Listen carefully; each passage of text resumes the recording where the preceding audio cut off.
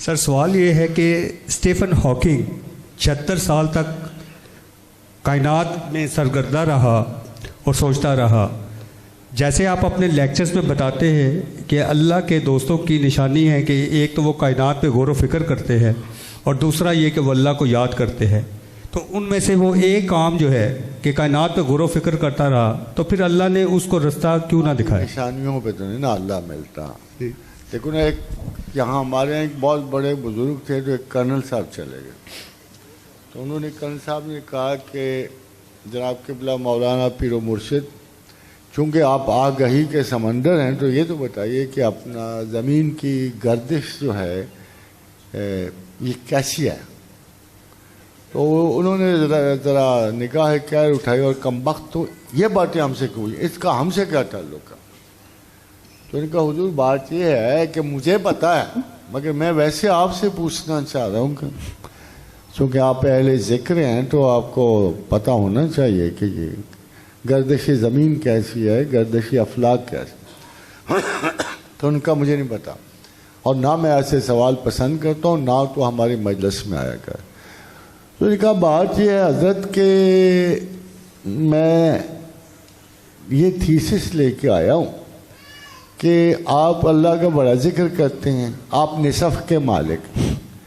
میں نے جغرافیہ اور سائنسز پڑھی ہوئی ہیں، مجھے پتہ ہے میں بھی نصف کا مالک ہوں. الذین یذکرون اللہ قیاما وقعودا وعلی جنوبہم ویتفکرون فی خلق السماوات والارض.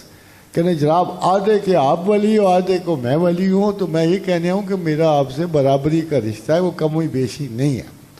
خادم حضرات بات تو اس نے بڑی مناسب کی. اسی طرح اگر ہم میں بہت بڑے کہ اس سب سے بڑا جو ظلم مذہب میں ہوا ہے، اس مذہب میں ہوا کہ اللہ تعالیٰ کی ہزارہا ایسے احکامات کے باوجود اور رسول کے ارشادات کے باوجود جو علم کی تلاش میں تھے، دنیاوی علوم کو ہمارے علم سے جدا رکھا گیا. یہ کہا گیا کہ یہ خدا کا علم نہیں ہے. یہ کچھ عجیب سی بات تھی. عجیب سی بات یہ تھی کہ ہم یہ کہ جو مقدر اللہ نے پیدا کیے، بندے اللہ نے پیدا کیے، ماں باپ اللہ نے پیدا کیے، پیشے اللہ نے پیدا کیے، اور ساتھ خفیہ طور پہ علماء اسلام کا یہ کہ سائنس کسی اور اللہ نے پیدا کی، یہ اس اللہ نے پیدا نہیں کیا. ہم نے کیا کیا کہ دنیاوی علوم کی جدت کو، سائنس کو ہم نے مذہبی اقدار کے خلاف قرار دیا، ان کے ایٹیچیوڈ کو خلاف اقدار کیا. جس کی وجہ سے ہم میں واضح طور پہ دو طبقے، وہ جو مسلمان رہنا چاہتے تھے مگر ان کو یہ تانے دیے گئے کہ یہ مذہبی نہیں رہے، وہ جو مذہبی تھے ان پہ جدید تحقیق و جستجو کے سارے راستے بند کر دیے گئے. یہ اتنا بڑا تصادم و تصور میں آ گیا کہ مسلمان گھرانوں میں خدائی احکامات یا قرآن و سنت کی وہ تعلیمات نہ رہیں. لوگوں کو واضح طور پہ نظر آیا تھا کہ دنیا کی کامیابی کے لیے ڈاکٹر انجینئر بننا زیادہ ضروری ہے. اٹ واز، مگر ان کو کون جا کے یہ کہتا ہے کہ ڈاکٹر انجینئر بننا خدا کی خدمت میں جانے کے برابر ہے، یہ تحقیق و جستجو میں جانے کی. لیٹ سے ہمارے ایک بہت بڑے عالم ہیں، انہوں نے ڈاکٹری چھوڑ کے وہ تبلیغ میں چلے گئے. میں honestly I don't have any thing against ہم، بٹ آئی ونڈر کہ تم ایک کام تو پورا ہی نہیں کر سکے ہو، جو تحقیق و جستجو والا کام تو تم پورا نہیں کر سکتے ہو. خدا کی حکمتوں پہ تو تم اب آپ جتنے مرضی دلائل دے لو کہ میں نے بہتر کام چن لیا، وہ بہتر کام نہیں ہوگا. کیوں کہ خدا کے سب سے بڑے کام کو آپ نے نکلا. یؤتی الحکمت من یشاء، جسے چاہتا ہوں حکمت عطا کرتا ہوں. ومن یؤت الحکمت فقد اوتی خیرا کثیرا، اور جسے حکمت عطا کر دی اسے خیر کثیر عطا کر دی.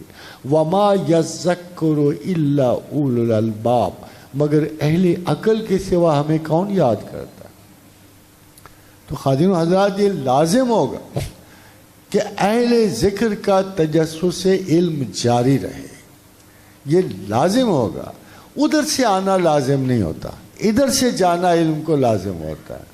یہ ضروری نہیں کہ ہر ڈاکٹر اور انجینئر خدا کی یاد میں چلا جائے، وجہ یہ ہے کہ اس کے اپنے لیے یہ رستہ متعین نہیں ہے۔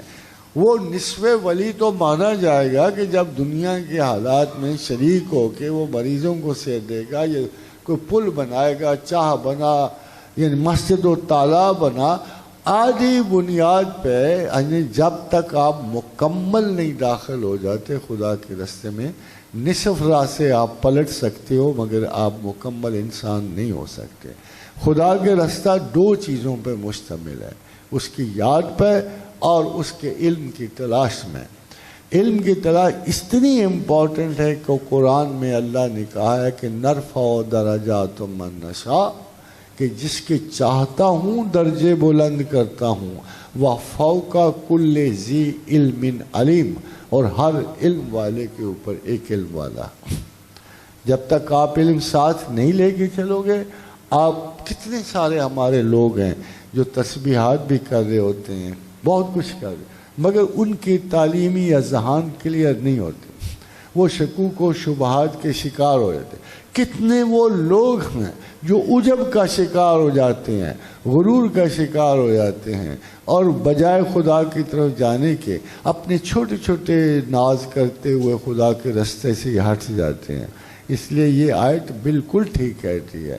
آیت یہ کہتی ہے کہ دو نشانیاں اس میں ضرور ہوں گی، ایک تو آیات ہو، انفس و آفاق کا جاننے والا ہوگا، اور دوسرا ہمہ وقت خدا کی یاد والا ہوگا۔ یہ دو علامتیں ہوں تو پھر خدا کے رستے کو بالکل آسانی سے ڈھونڈا اور پایا جا سکتا۔